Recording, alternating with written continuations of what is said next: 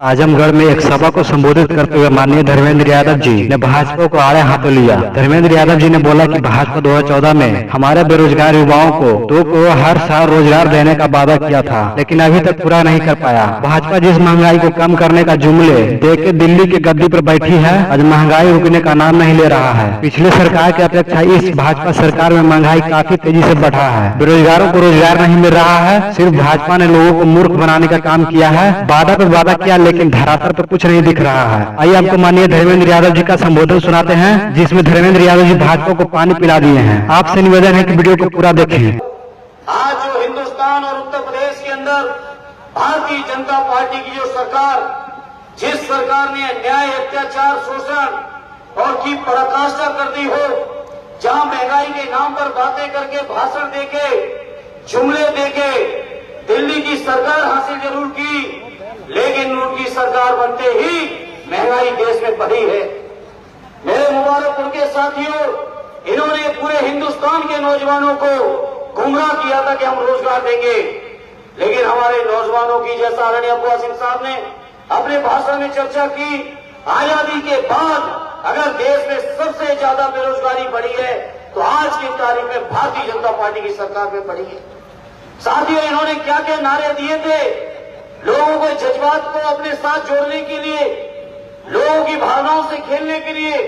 इन्होंने कहा कि मैं देश नहीं बिकने दूंगा, लेकिन बाहर है मोदी जी, बाहर है बीजेपी के लोगों, जब आपने कहा देश नहीं बिकने दूंगा तो देश की कोई बड़ी चीज नहीं बची जिसको आपने न बेच दिया हो।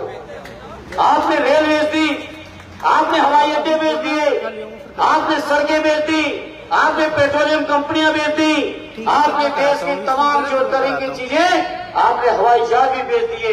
तो हम कहना चाहते हैं, जो भारतीय जनता पार्टी के लोग देश की तमाम संपदा को बेचने में तुले हो, महंगाई बढ़ाने में तुले हो, नौजवानों की बेरोजगारी बढ़ाने में तुले हो, देश के गरीबों को लगातार गरीब बनाने में तुले हो, ऐसे लोगों के खिलाफ एक मजबूत लड़ाई जो समाजवादी लोग लड़ रहे हैं।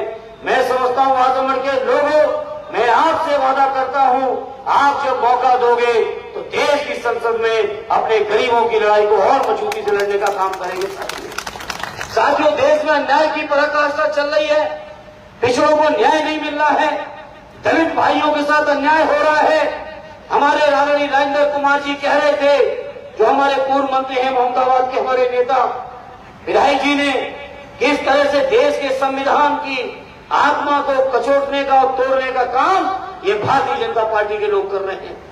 ऐसे समय में आजमगढ़ का ये चुनाव हो रहा है, इसलिए मैं कहना चाहता हूं आजमगढ़ के लोगों, आज समाजवादी विचारधारा को, आज उत्तर प्रदेश और देश के गरीबों को, आज देश के दलितों को, देश के पिछड़ों को, हमारे अल्पसंख्यक भाइयों को जरूरत है कि भारतीय जनता पार्टी को सबक सिखाने का काम हम समाजवादियों को करना है। साथियों, जहां आदरणीय अखिलेश यादव जी, देखो आपने उत्तर प्रदेश के अंदर विधानसभा में नेता प्रतिपक्ष के तौर पर बैठाकर प्रदेश की जो सरकार है, जो दम्भी सरकार है, जो अन्याय अत्याचार करने वाली सरकार है, उस सरकार को नाथने के लिए आदरणीय अखिलेश यादव जी उत्तर प्रदेश की विधानसभा में नेता प्रतिपक्ष के तौर पर विराजमान हैं।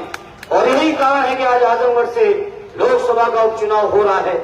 उनको चूंकि उत्तर प्रदेश की विधानसभा में उत्तर प्रदेश के गरीबों, किसानों, नौजवानों, बुनकरों, व्यापारियों को न्याय दिलाने के लिए विधानसभा में बैठना था, इसलिए उनको आप सबकी सहमति लेकर, आप सबकी अनुमति लेकर इस लोकसभा को खाली करना पड़ा।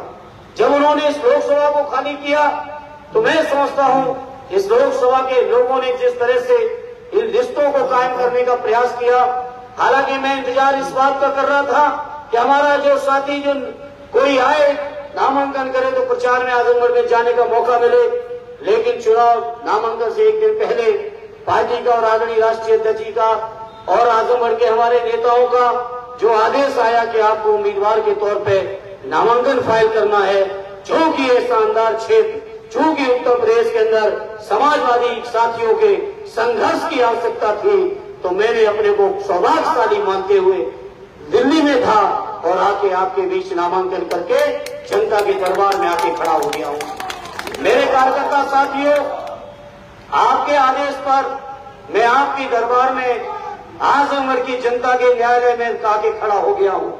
मैं समझता हूं यहाँ पर मेरे सभी जिम्मेदार मुबारकपुर विधानसभा सटियाओं ब्लॉक के हमारे कार्यकर्ता साथी हैं। मैं अपने कार्यकर्ता साथियों से कहूंगा कि आज से ये चुनाव हम आपके हवाले करते हैं। ऐसा चुनाव का परिणाम दिलाना कि पूरे हिंदुस्तान में आजमगढ़ का नाम एक बार फिर से रोशन हो सके। साथियों, चुनाव भले ही आजमगढ़ में हो रहा है, चुनाव भले ही आजमगढ़ में हो रहा है, लेकिन पूरे उत्तर प्रदेश और हिंदुस्तान के किसान, नौजवान, बुनकर, व्यापारी, दबे कुचले, शोषित, पीड़ित, जिनको ये भारतीय जनता पार्टी ने शोषण किया है, किस तरह से हमारे अकलियत के भाइयों को परेशान करने के नित नए षड्यंत्र हो रहे हैं, ये सभी लोग इंतजार इस बात का कर रहे हैं कि आजमगढ़ की जनता भारतीय जनता पार्टी की जन विरोधी नीतियों का मुंह तोड़ जवाब दे। ये आजमगढ़ पूरे हिंदुस्तान के लोग इंतजार कर रहे हैं और मुझे यकीन है ये लोगों का इंतजार यूं ही नहीं है। जैसा आदरणीय आसमी साहब कह रहे थे कि मुंबई में लोग पूछ रहे हैं कि आगे क्या खास बात है आजमगढ़ में, तो मैं समझता हूं ये आजमगढ़ की सरजमी, ये क्रांतिकारी सरजमी, ये स्वाभिमानी सरजमी, इन्होंने कभी किसी सत्ता का अन्याय और अत्याचार बर्दाश्त नहीं किया है। और जब कोई अन्याय और अत्याचार करता है तो उस अन्याय और अत्याचार के खिलाफ अगर सबसे पहले कहीं बिगुल फूकता है, सबसे पहले कोई सीना अड़ाता है, तो हमारे आजमगढ़ के ही लोग हैं। ये आजमगढ़ के लोग ऐसे शानदार लोग हैं, देश और प्रदेश में किसी की लहर चली हो, लेकिन ये आजमगढ़ के लोग जो आदरणीय नेताजी को मानने वाले लोग हैं, माननीय अखिलेश यादव जी का सम्मान करने वाले लोग हैं, जिनकी माटी के लाल आदरणीय अब्बू आसिम आजमी साहब पूरे महाराष्ट्र में जिले का सम्मान बढ़ा रहे हैं, प्रदेश का सम्मान बढ़ा रहे हैं। ये आजमगढ़ के लोग बीजेपी के लोगों को हमेशा इन्होंने सबक सिखाया है और यहाँ कभी भारतीय जनता पार्टी को पनपने का मौका नहीं दिया है। इसलिए मैं अपने कार्यकर्ता साथियों, मुबारकपुर के साथियों, हमारे विधायक जी चर्चा कर रहे थे कि लोकसभा का जब भी चुनाव आया तो मुबारकपुर के लोगों ने सबसे ज्यादा वोटों से चुनाव जिताया है। आदरणीय नेताजी को भी जिताया है। जब ये लालगंज में था उस समय की भी चर्चा की, आदरणीय अखिलेश यादव जी को भी ऐतिहासिक वोटों से जिताया। तो आजमगढ़ के लोगों, मुबारकपुर के लोगों, मैं तो उम्र में सबसे छोटा हूं, तो कहीं न कहीं हम पे आपकी नजरें और ज्यादा होनी चाहिए। इस उम्मीद के साथ मैं उम्मीद करता हूं, चूंकि परिवार में, पार्टी में और जितने भी समाजवादी पार्टी के वो उम्मीदवार बने हैं, उम्र में उन सबसे ही छोटा हूं, इसलिए मुबारकपुर वालों सबसे ज्यादा आशीर्वाद दे देना, यही प्रार्थना करते हुए अपनी बात को विराम देता हूं। जय हिंद, जय भारत। आपने देखा ही आजमगढ़ के जनता के सामने धर्मेंद्र यादव जी ने भाजपा का हर एक जुमले की पोल खोल दी। अब आपसे विनती है कि वीडियो को हर जगह वायरल कर दीजिए। धन्यवाद।